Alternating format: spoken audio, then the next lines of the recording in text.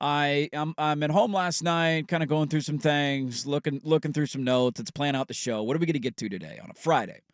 And I pull up the ESPN app on my phone. You know what the first video is that pops up? Like front page ESPN app. Boom. What's the first thing that shows up? Little League World Series? It is not the Little League World Series. That's shocking. That's all ESPN showed you last It night. was Tom Brady shooting hockey pucks into a washing machine. Hell yeah. And I just thought this is where we're at. This is that okay. Rocks. This just kind of shows me where we're at in the calendar. Look at Tom Brady, man. He's got a great right-handed swing with a hockey stick.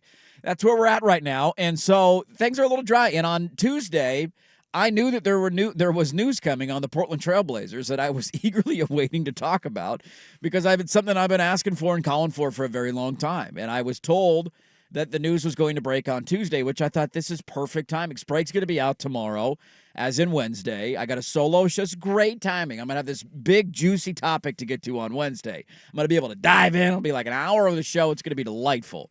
Well, then Tuesday went through, and the news did not break, and so the embargo still existed. I get off the air on Wednesday's show, and what do I see Wednesday evening as I'm eating dinner? I see, oh, look at that. The Blazers announced they're leaving Root Sports, which led many people on Twitter to tweet us and say, of course, this happens right when you go on vacation because we were not here yesterday. So we get to do the delightful day after reaction when we're here, even though we weren't here yesterday, to really a great sign for Blazer fans. This is something that I have been calling for a long time. I know the majority of the fans are in agreement. The Root Sports deal has been an absolute disaster for this organization. It has not gone well. The fans have been incredibly frustrated with their inability to watch their team. And I know that I have been about as pessimistic and negative on this organization as anybody out there. But at least I will acknowledge, like, when you start stacking wins, I will pat you on the back for it. And I feel like they're starting to do it this summer. It started in the draft, taking Donovan Clingan 7th overall.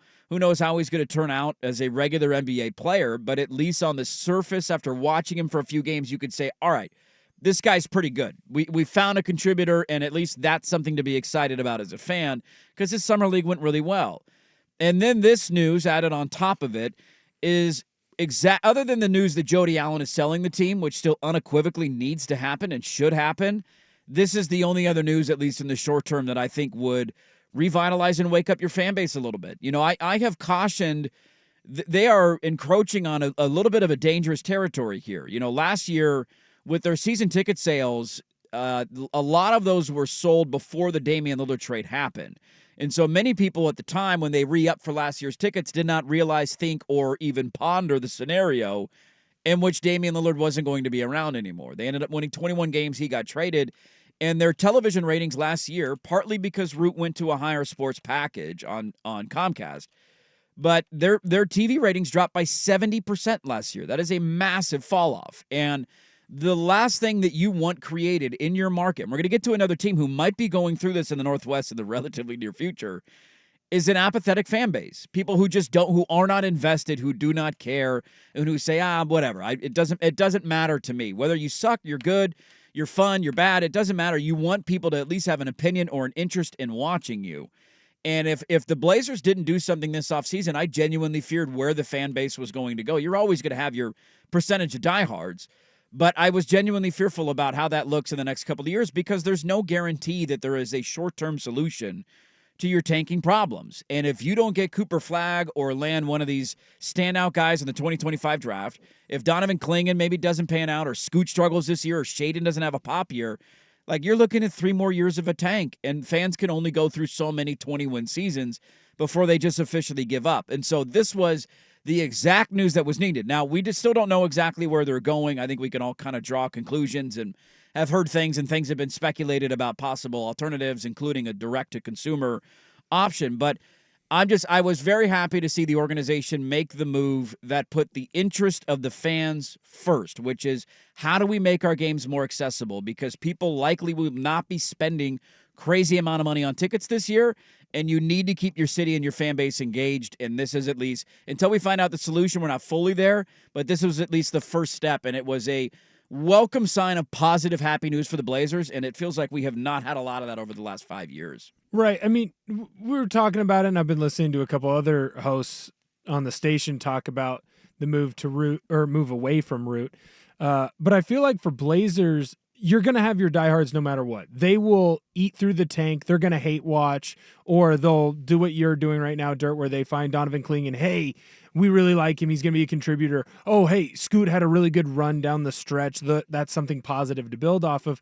But where teams really make their money is on the casual fan. They make their money off my mom, my grandma. I don't How many know. games are they going to go to every year? How many will they watch randomly every year? And they're not going if there's not, right now at least, they're not going if the Blazers aren't playing a big name star. If they're playing Milwaukee, you might get the casual fan to go because they want to go see Giannis. That's a bad example because Dame's there, but let's say Dame was hurt, or LA comes in, they're going to go see LeBron because that's what casual fans want. But when you put the team on route, and then it becomes you have to buy the extra package to find them. And then half the time you're bumped off because the Kraken are on. So the Kraken are on the main, and then you got to go find Route 2, Electric Boogaloo. Right. And that's really hard to find because it's in the 900s. It's not even in the 700s, let alone the fact that they don't have a very good app. You can't go on Root Sports app. It's horrendous. Like on other like Bally Sports, they have decent apps and stuff like that you can go on and you can find your team. So they made it very difficult for the casual fan to go and find them, so the casual fan didn't. And now you have made it, or you have the opportunity to make it easier for the casual fan, and that's what you're going to have to do. Because I remember when I was a kid, I didn't care about the Blazers. The Blazers were way down on my list of teams that I cared about until they drafted Brandon Roy. And I cared about Brandon Roy, kind of, because he was at UW. And I remember watching him in the Pac-10 tournament and watching him in the NCAA tournament and being like, oh, I really like that player. I'm going to start trying to watch more games. And then because we had the package that got all the Blazer games, I started watching more and more as a kid. And all of a sudden now I'm invested and I'm a fan. That's what the Blazers have to do with this new TV deal. You have to get it in a spot where a dopey, 4th, 5th grade kid can easily find this game, or someone who just moved to the city can easily find this game, or someone who's, hey, I'm bored. It's a Wednesday night. There's a basketball game on and it's a local team. I'll throw it on. Because you're going to tank and it's not going to be a great year this year. And you don't want it to be a great year. No, you should win 15 games. But if you can get casual fans to watch this team and go, wow, we lost that game, but Scoot Henderson had a double-double, and he was making crazy passes, and Donovan Clingan came in, and he was swatting balls off the Moda Center roof, and Shaden Sharp, when he jumped up to dunk, he hit his head on the backboard, and that's why he missed the game-winning dunk. Like, you need these things to get these casual fans in, and it finally feels like the Blazers, I don't know if I want to say that they woke up, but there's finally an opportunity now to get back on to a channel or onto an app where it's easy for fans to just go, oh, I can just click here, boom, game on.